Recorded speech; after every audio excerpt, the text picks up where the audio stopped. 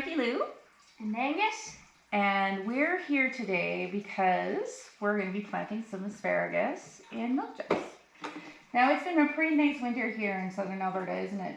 Yep. Like it's only -6 outside, and it's yeah, and that's unusual for January. Normally we're in the -20s, 40s. Well, that happens every once in a while. So I know that's getting a lot of people itchy to start growing because it feels like spring is just around the corner. And here it's not. Honestly, we're still looking at several months. Yeah, probably about 5 or 6. Not quite that much, but honestly, here on our homestead, at the Grow Together homestead, we sometimes have frost as late as June, don't we, hon? Yeah. So it's too early to start, even with our winter sowing. Most crops, but one crop I do start early is asparagus. Asparagus. Do you see this huge thing here? I know when you think of asparagus. And it's spiky. Yeah, it's prickly, isn't it? Yeah, but that doesn't matter that it ducks because they have their feathers. so when they don't want to be kicked out of the garden, they jump into the asparagus bushes because they know it's hard to get them out of there. Because while you think of asparagus as those nice spears and stuff, this is what it grows into, like a huge, burny, frondy thing. Yeah, and so it does get really large. A lot of people don't like it because it actually is a bit of an untidy looking thing, but we don't mind things being a bit untidy, do we, Angus? Yeah. That is what we pull off. Yeah, this is an asparagus seed. It's red, and they're poisonous. Okay, so it's actually an asparagus berry, and that's one of the things I wanted to show you. Some people think that you just pull this off and put it in the ground, but actually, if you pierce this, you get a little treasure trove of seed. I got 4 here out of this one little berry. Okay, so if you plant this in the ground like this, you're going to end up with some really crowded plants, and that's what happens when they're allowed to go self-seeding their own. They often get a little crowded. So what I do, in order to, when I'm harvesting my own seed, I get a little piece of paper towel. Let's pick some of these seeds off, I guess. And what about these ones that you just left? Yeah, and we'll pluck a couple of these seeds off these. Can you work on those ones? I'm not working these. We'll pull these off. Okay, and harvesting my asparagus seeds is one of those things I do not right at the end of in fall. I usually wait and do it. It's one of those jobs I leave for myself for in the winter when there's not as much to do in the garden, because these seeds look like tiny little tomatoes. Yeah, they kind of do, don't they? Yeah. They are a berry. Well, not a true berry, but they do look like a berry. So. But they're not edible. They're not. Yes, the only part of the asparagus that is edible is the spears at the start. Once they start to turn into a fern, you shouldn't eat them, and you definitely shouldn't eat the berries either. They are slightly toxic. Okay, so what I'm going to do is I'm going to take this, fold it over, crush. Yep. And you can see all the little seeds inside the berries are being revealed. Okay. Now I'm going to let those dry. Once I'm going to crush and roll a little bit more, remove the orange casing, and I'll have lots of berries. Asparagus. These are some ones that I prepared a couple of weeks ago, and those are the ones I'm going to be planting today. All right, so I'm going to continue now with my own, because Angus finds he does this so much, he just wants to go play with his Nerf guns right now, and that's fine. Please, Mom. So what we're going to do now is we're going to plant these wonderful seeds, and I got lots of them. Okay, that's another reason. This is basically, I'm going to do this project for almost free. The only thing I have to use is my soil, because I'm harvesting seeds from my own plants, which I know are winter hardy enough to last on my property, which is pretty harsh conditions here where I live. And I'm going to plant them in milk jugs, which I'm just upcycling something that my family uses anyways.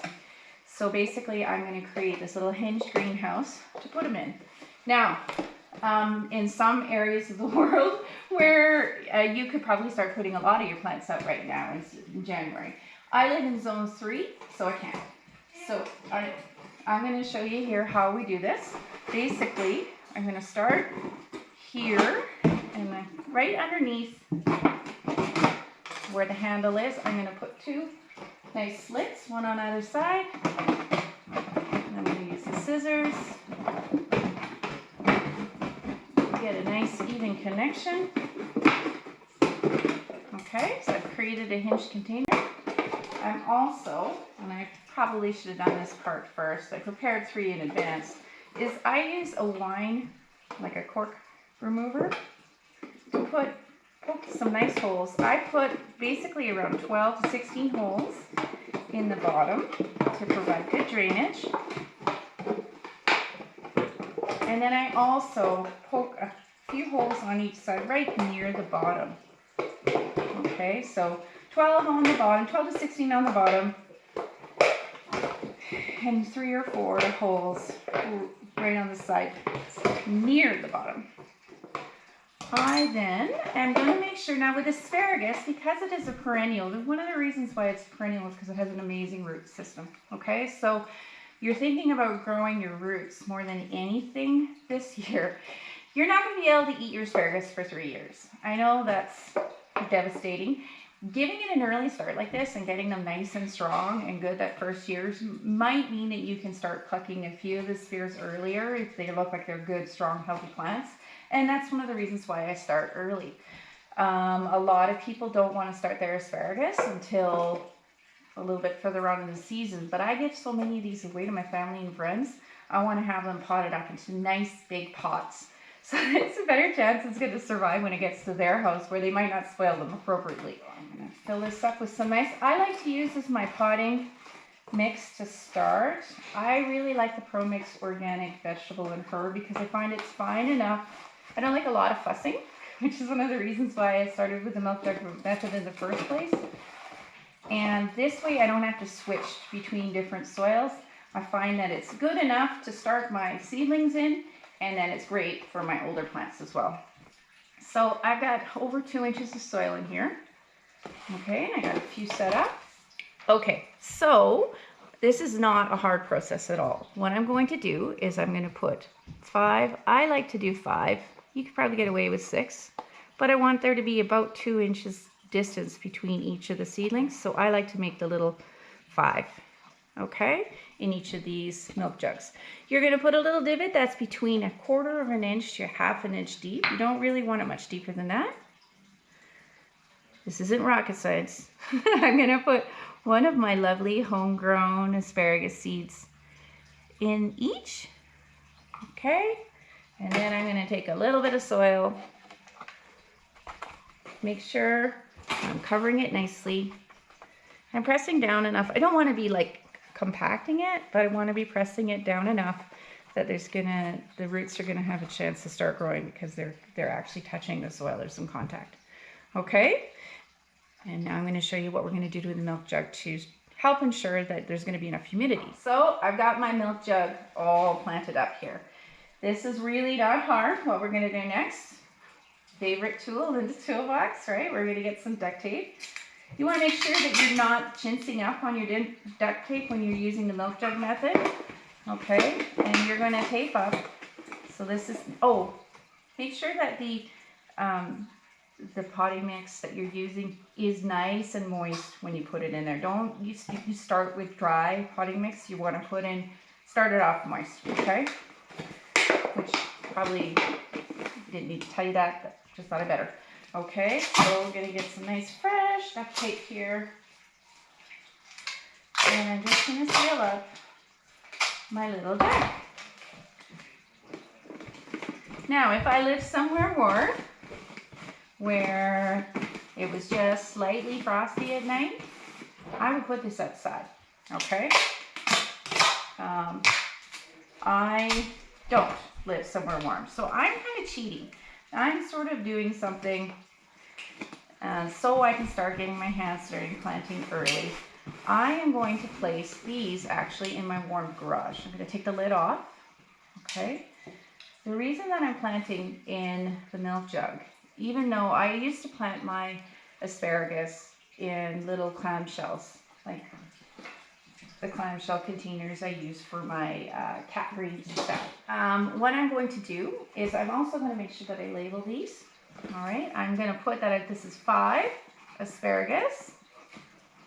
I'm using a metal colored Sharpie. The reason being is I'm also going to put it on here, and you can't see the black Sharpie on the soil. And I'm going to put today's date. Today's date is the 8th, I believe.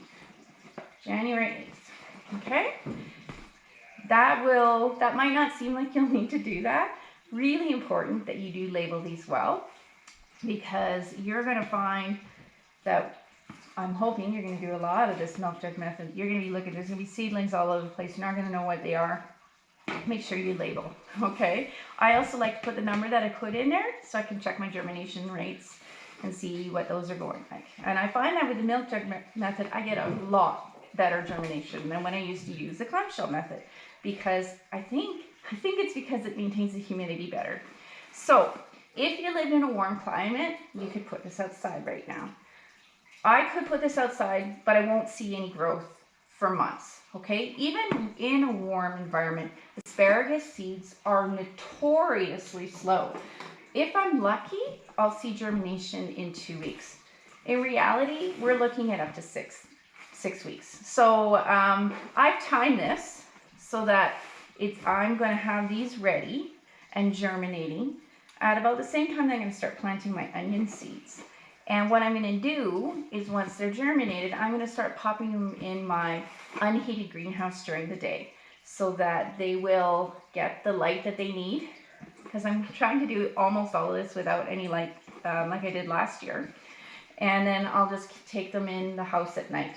Okay, so like I said, if you do live in a warmer climate, you could put this outside right now. In Calgary, if you wanted to do asparagus without just doing winter sowing entirely, you want to wait probably until March to put these outside. They're slow. I do want to have some nice big plant growth so that when I hand those off to my family and friends, they've got a nice big plant that they can grow. You're going to continue to leave this open. As it gets drier, you're going to use a spray bottle to mist in there, or you can place it even in a tray and put water on the bottom so that it'll soak up from the bottom. I just find it's a far less fussy method. I don't have to be watering them as often because this does maintain the humidity so much better. And what happens is I only have to check them twice a week or so. And when I start seeing little green things coming up, then I pop them in my unheated greenhouse during the day to get the light that they need. Because by the time that happens, my greenhouse, even without any heat, is maintaining above 0 temperatures during the day. That might sound fussy, but it's not as fussy as playing with lights and watering trays and all that stuff. So once my plants are starting to touch the roots, then I take off this duct tape and I open it and I let them grow like that. When it comes to true winter sowing, we do have a video about that where you basically do this, but you just stick it outside. Here in Alberta, it's too early to start that. We start that in March for the more hardy crops like perennial flowers, and later on in April for some of the more tender crops. Okay, so I hope you'll give that a try. If you have any questions about this, winter sowing, any other stuff we do here on the homestead, composting, please do let us know. If there's a video you want to see, let us know. And we hope you take this chance to grow together today. Bye.